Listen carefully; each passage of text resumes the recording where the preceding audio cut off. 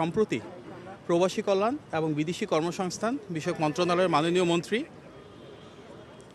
জনাব আরিফুল হক চৌধুরী সহ আমি কিছু আগে মালয়েশিয়া খুব সংক্ষিপ্ত একটি সফরে গিয়েছিলাম। সেখানে যাওয়ার মূল উদ্দেশ্য ছিল আমাদের গত প্রায় 2 বছর ধরে বন্ধ থাকা শ্রম বাজার কীভাবে উন্মুক্ত করা যায় সেগুলো নিয়ে মালয়েশিয়ার সর্বোচ্চ পর্যায়ের নীতি নির্ধারকদের সাথে আলাপ আলোচনা করা। আমরা মালয়েশিয়ার মাননীয় প্রধানমন্ত্রী দাতু সেরি আনোয়ার ইব্রাহিমের সাথে কথা বলেছি। তিনি অত্যন্ত আন্তরিকতার সাথে বাংলাদেশের অবস্থান শুনেছেন এবং সেখানে ওনাদের আন্তঃমন্ত্রণালয়ের অনেক প্রতিনিধি ছিলেন। আমরা সেখানে বাংলাদেশের শ্রম বাজার উন্মুক্ত করবার জন্য ওনার সহযোগিতা চেয়েছি। তিনি নির্দেশনা দিয়েছেন যত দ্রুত সম্ভব বাংলাদেশে যেন বিদেশে বিশেষত মালয়েশিয়ার জনশক্তি রপ্তানিকে সহজতর করে আবার পুনরায় চালু করা সম্ভব হয়। সেখানে আমাদের আলোচনা হয়েছে কিভাবে আমরা বিদেশে যাওয়ার প্রক্রিয়াটাকে আরও স্বচ্ছ করতে পারি, বিশেষত মালয়েশিয়ায় যারা কাজ করতে যাচ্ছেন তাদের জন্য অভিবাসন ব্যয় কমিয়ে আনতে পারি।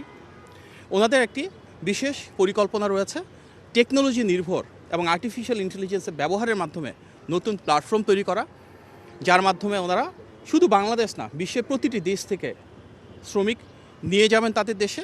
যেহেতু এটা শুধু বাংলাদেশ না সব দেশের সাথে সম্পর্কিত মালয়েশিয়ার একটি সিদ্ধান্ত, সেখানে আমরা বলেছি আমাদের মূল উদ্দেশ্য এর মাধ্যমে যেন বাংলাদেশ থেকে স্বচ্ছ প্রক্রিয়ায় স্বল্প খরচে শ্রমিকরা বিদেশে যেতে পারেন সেটি যেন ওনারা নিশ্চিত করেন।